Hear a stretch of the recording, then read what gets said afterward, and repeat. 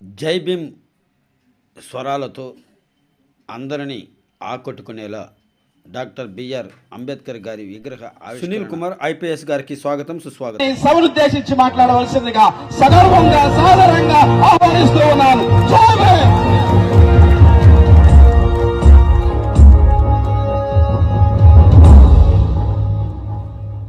అందరికీ జై భీమ్, జై భీమ్, జై భీమ్, జై భీమ్, జై భీమ్. Thank you. ఈరోజు నిడుమూల గ్రామంలో బాబాసాహెబ్ అంబేద్కర్ గారి విగ్రహాన్ని ఆవిష్కరించుకోవడం, మరి ఇంత ఆలస్యమైనా కూడా ఎక్కడికి వెళ్లకుండా ఉన్నామని ఉన్న మీ అందరినీ కలవటం చాలా సంతోషంగా ఉంది. Thank you sir.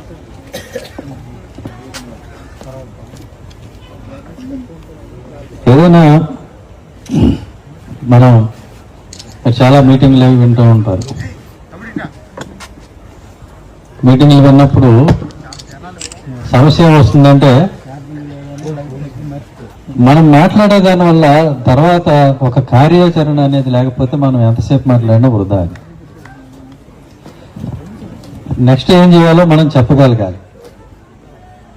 అలా చెప్పగలిగినప్పుడే దానివల్ల ఆ వినేవాళ్ళు కానీ ఉపయోగం ఉంటుంది. అంతేగాని ఇలా ఉంది అలా ఉంది, ఎలా ఉంది సమాజం ఎలా ఉంది అందరికీ తెలుసు. మళ్ళీ కొత్తగా మనం విడమర్చి చెప్పాల్సింది ఏం లేదు. అంబేద్కర్ గారు ఏం చేశారో మనకి ప్రతిరోజు మనకి వినపడతానే ఉంటుంది.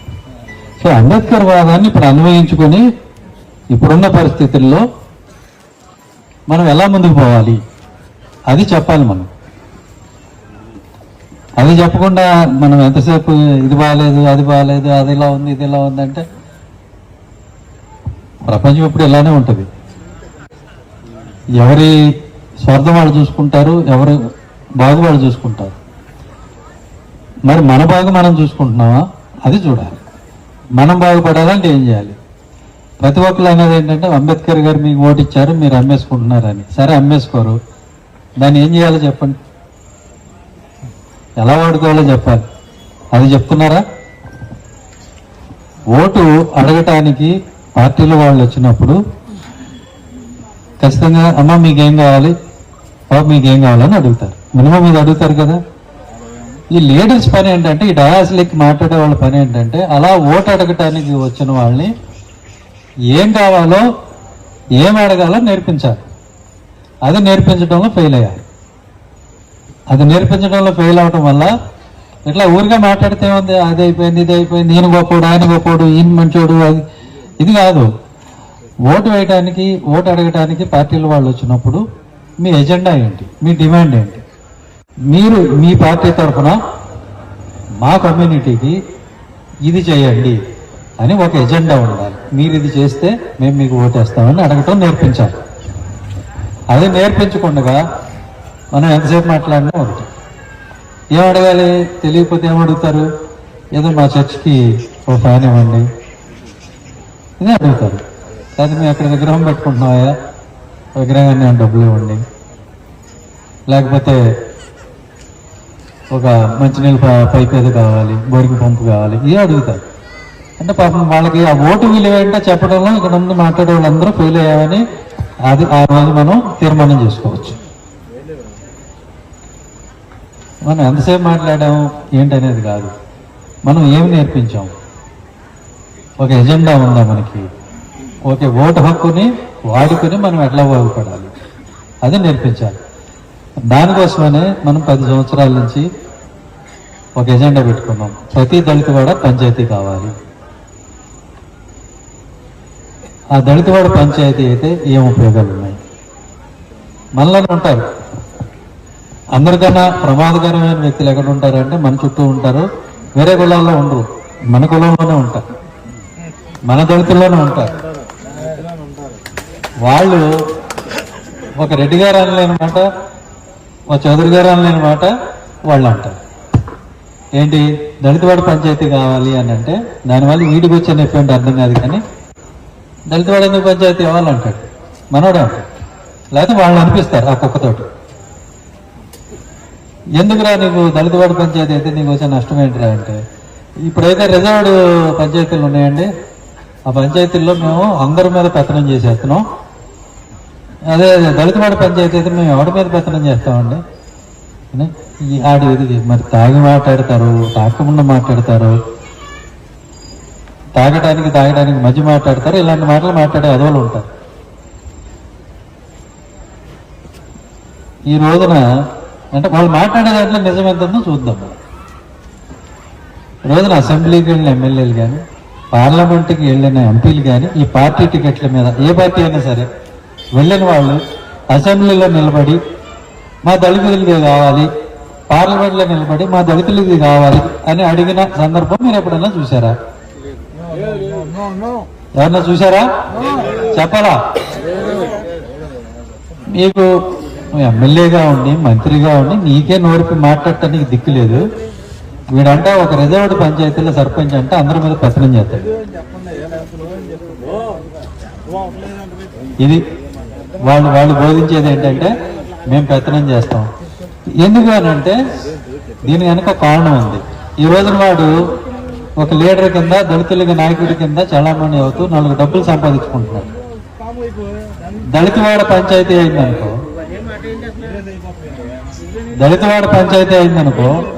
వీడి నాయకత్వం పోద్ది. అందువల్ల దళితవాడ పంచాయతీ కావద్దంట. మీరు ఒక నిమిషం ఆగుతారా? ఒక నిమిషం ఆగుతారా? కూర్చో, ముందు మాట్లాడేది వినండి, తర్వాత మనం మాట్లాడుకోవాలి. లేదంటే ఇక్కడికి వచ్చి మాట్లాడతానండి, మాట్లాడు. సో ఇట్లాగా ఒక మంచి కార్యక్రమం జరుగుతున్నప్పుడు మాట్లాడటం అనేది పద్ధతి కాదు. ఎవరు మాట్లాడద్దు, అందరూ ఆగండి. ఓకే, ఇట్లా ఈ జాతికి పనికొచ్చే ఒక కార్యక్రమం ఉన్నప్పుడు దానిలో మనవాడే ఒక పొలబెట్టాలని చూస్తాడు. వీడంటే పెత్తనం చేస్తున్నాడంట. ఇది ఎవరన్నా నమ్ముతారా? మీరు ఎవరన్నా నమ్ముతారా? ఇట్లాంటివి చెప్తారు. నేనేం చెప్తున్నానంటే గ్రామ పంచాయతీలకు ఉండేటువంటి నిధులే తక్కువ. ఆ నిధులతో వాళ్ళు ఊరిని బాగు చేసుకోవటమే కష్టమవుతుంది. అలాంటిది ఊరి చివరున్నటువంటి దళితవాడ దాకా ఆ నిధులు వచ్చి దళితవాడని బాగు చేసే పరిస్థితి లేదు. ఇది అందరికీ తెలిసిన విషయం. కాబట్టి మనకంటూ SC ST sub component plan అని ఒకటి ఉంది. అంటే ప్రతి సంవత్సరం బడ్జెట్లో మనకి 20,000 కోట్లు ప్రభుత్వం పక్కన పెడుతుంది.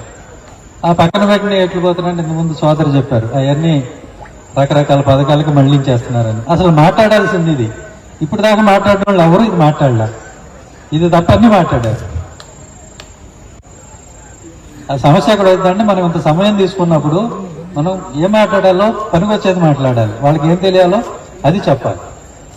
మనకు కావాల్సింది ఏంటి? డబ్బులు కావాలి, నిధులు కావాలి. 20,000 కోట్లు ప్రతి సంవత్సరం ప్రభుత్వం పక్కన పెడుతుంటే ఇది ఎప్పుడు 2014లో నల్లారి కిరణ్ కుమార్ రెడ్డి గారు ముఖ్యమంత్రిగా ఉండగా కాంగ్రెస్ ప్రభుత్వం లాస్ట్ టర్మ్లో ఇచ్చినటువంటి పథకం ఇది కూడా చెప్పాలి మనం.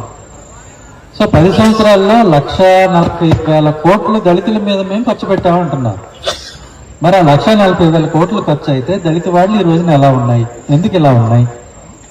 ఎందుకని దళిత నిరుద్యోగులకి వాళ్ళు ఒక డాక్టర్ చదువుకున్న వ్యక్తి ఒక హాస్పిటల్ పెట్టుకుందామన్నా, ఒక సాఫ్ట్వేర్ ఇంజనీర్ అయిన వ్యక్తి ఒక సాఫ్ట్వేర్ కంపెనీ పెట్టుకుందామన్నా, మరి వేరే ఒక లెక్చరర్గా పనిచేసిన వ్యక్తి ఒక కాలేజీ పెట్టుకుందామన్నా ఎందుకు అతనికి లోన్లు రావటం లేదు?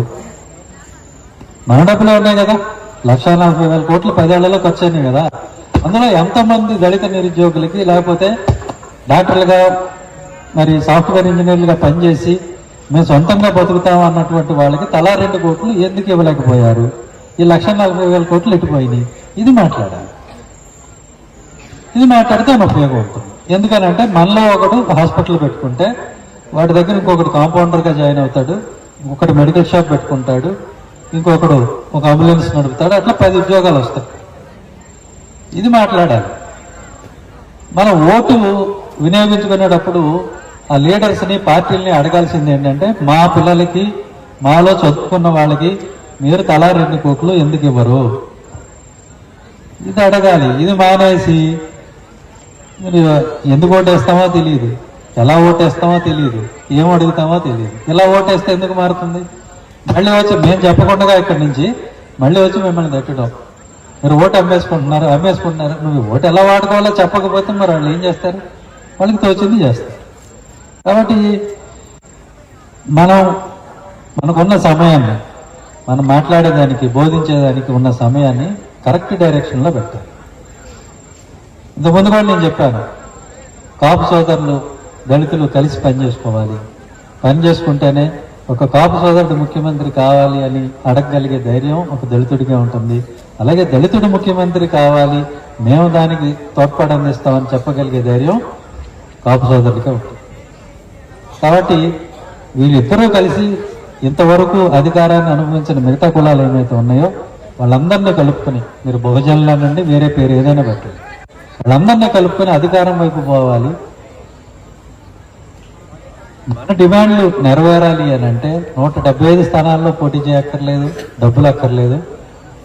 కాపులు దళితులు సమైక్యంగా ఉన్నటువంటి, ఎక్కువగా ఉన్నటువంటి ఈ జిల్లాలు ఏమైతే ఉన్నాయో, ఈస్ట్ కావచ్చు, ఈస్ట్ గోదావరి, వెస్ట్ గోదావరి, కృష్ణా, గుంటూరు, ప్రకాశం, ఈ 4-5 జిల్లాల్లో మీరు 30-35 సీట్లు తెచ్చుకుంటే ఇంతవరకు ఎప్పుడు చూడని అభివృద్ధి మీరు చూడగలుగుతారు. అది ఓటుని వినియోగించుకునే విధానం.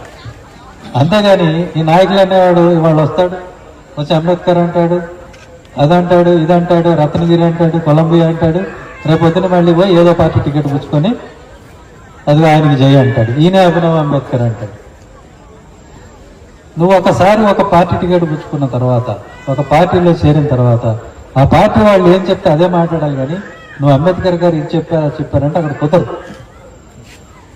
అందుకనే ఈ నాయకులు అన్న వాళ్ళు, మాట్లాడిన వాళ్ళందరూ కూడా ఎప్పుడైతే ఒక పార్టీ టికెట్ తీసుకుంటారో, ఎప్పుడైతే ఒక పార్టీ తరఫున పోటీ చేస్తారో ఆ రోజుతో వాళ్ళ రాజకీయంగా అంబేద్కరిస్ట్గా వాళ్ళు మరణించినట్టే లెక్క.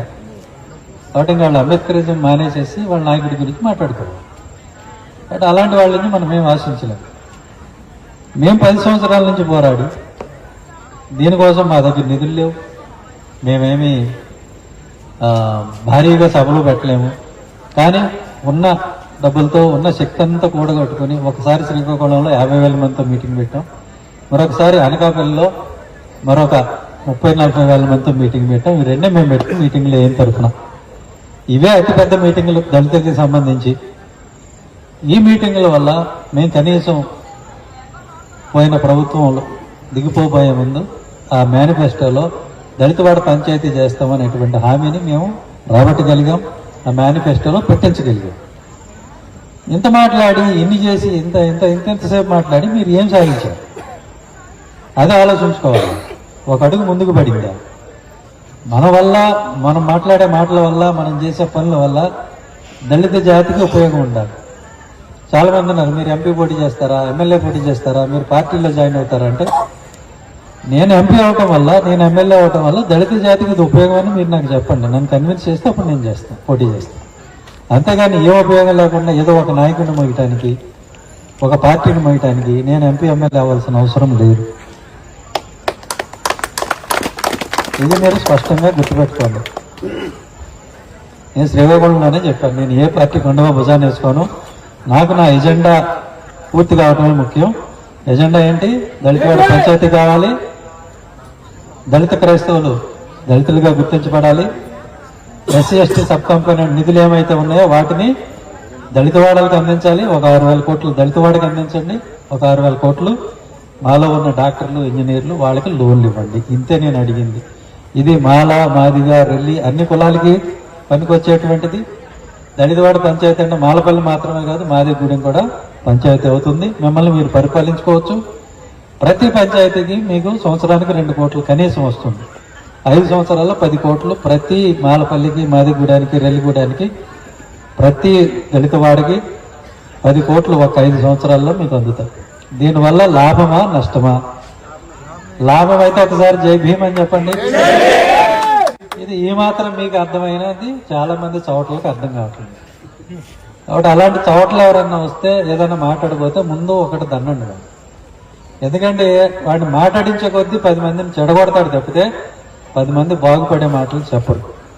ఎంతసేపు వాళ్ళకి కావాల్సింది ఏంటంటే వాడు ఎమ్మెల్యే కావాలి, 4 డబ్బులు సంపాదించుకోవాలి, వాడు ఎంపీ కావాలి, 4 డబ్బులు సంపాదించుకోవాలి. అంతవరకే అంబేద్కర్. ఆ తర్వాత ఆయనకి జై, ఈయనకి జై, ఈయన గొప్పడు, ఆయన గొప్పడు. మాకు ఎవరితో విరోధం లేదు, ఏ పార్టీతో విరోధం లేదు, ఏ నాయకుడితో విరోధం లేదు. మాకు కావాల్సింది కేవలం మా ఎజెండా. ఈ ఎజెండాని సాధించడం కోసం మేము ఒక విజయం సాధించాం. దీన్ని పూర్తి చేసే వరకు మేము వదిలిపెట్టాం. ఖచ్చితంగా ఈ ప్రతి దళితవాడ పంచాయతీ చేయిస్తాం. ప్రతి దళితవాడకి 5 సంవత్సరాలకి 10 కోట్లు, సంవత్సరానికి 2 కోట్లు వచ్చేలాగా చేస్తాం. అది ఏమీ వేరే డబ్బు కాదు, ఎక్కడి నుంచో రానక్కర్లేదు. ప్రతి సంవత్సరం మన పేరు మీద ఖర్చు పెడుతున్నామని చెప్తున్న డబ్బే, ఆ డబ్బే మనకు రావాలి. ఇది బోధించాల్సింది. నేను చాలా సభలకు అటెండ్ అయ్యాను. కానీ ఆ సభలకి ఈ సభలకి ఉన్న తేడా ఏంటంటే, ఈసారి చక్కగా మన పిల్లలు, చిన్నపిల్లలు వచ్చి అంబేద్కర్ గారి గురించి 4 మాటలు చెప్పగలిగారు. మిగతా చోట్ల ఇట్లా వచ్చి చెప్పగలిగే పరిస్థితి నాకు కనపడలేదు. కానీ తప్పకుండా అభినందించాలి ఇటువంటి కృషి చేసిన వాళ్ళందరినీ కూడా. ఇదే ఎడ్యుకేట్ అంటే, ఇదే ఎడ్యుకేట్, యాజిటేట్ అంటే, అందులో ఎడ్యుకేట్ అంటే ఇదే. ఏది నీకేం కావాలి? మనకి డబ్బులు కావాలి, మనకి అధికారం కావాలి. డబ్బులు లేకుండా మీటింగ్ పెట్టుకోగలమా? డబ్బులు అవసరం. ప్రతి దళిత వాడికి డబ్బులు అవసరం, డబ్బులు రావటం అవసరం. ప్రతి దళితుడు బాగుపడటం అవసరం. మన సమాజం, దళిత సమాజం బాగుపడాలి అని అంటే దళితవాడ పంచాయతీ కావాలి. దళితులు వ్యక్తులుగా బాగుపడాలి, మన చదువు సార్థకం కావాలి అంటే దళితులందరికీ లోన్లు కావాలి.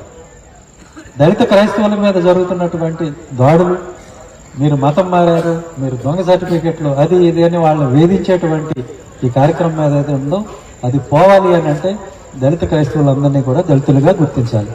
ఈ మేరకు మన ముఖ్యమంత్రి చంద్రబాబు నాయుడు గారు అలాగే జగన్మోహన్ రెడ్డి గారు ఇద్దరు కూడా 2 సార్లు అసెంబ్లీలో తీర్మానం పాస్ చేస్తున్నారు. తెలియకపోతే అధికారులకు తెలియజేయండి. మన ఆంధ్రప్రదేశ్ అసెంబ్లీ ఆ తీర్మానం పాస్ చేసింది. అయినప్పటికీ కూడా దళిత క్రైస్తవులను వేధిస్తూ ఉన్నారు. అలాంటిది ఎక్కడైనా సరే జరిగితే మా దృష్టికి తీసుకురండి.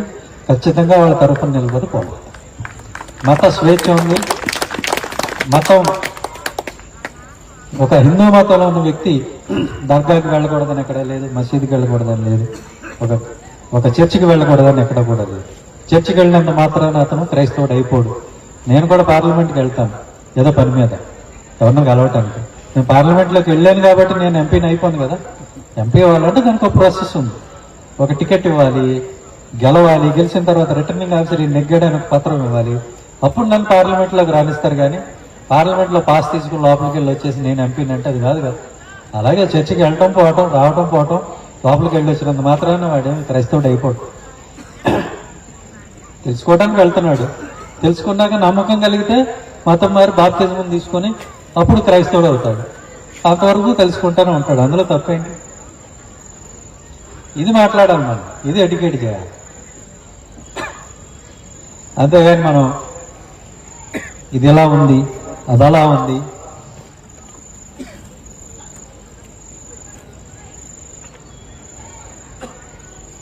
అని ఊరికే రచ్చగొట్టే మాటలు, ఆవేశంగా ఊగిపోయే మాటలు. ఇప్పుడు మాట్లాడిన కాసేపు మీకు మంచి ఊపు వస్తుంది. తర్వాత ఇంటికి వెళ్ళాక ఏం మాట్లాడారంటే సగం గుర్తుకు రాదు. ఆ మాట్లాడిన దానివల్ల మనకి ఏమైనా ఉపయోగం ఉందిరా అంటే, సరే ఆ మాట్లాడిన దాన్ని నేను ఎలా ఉపయోగించుకోవాలనేది ఉంటే అది కూడా లేదు.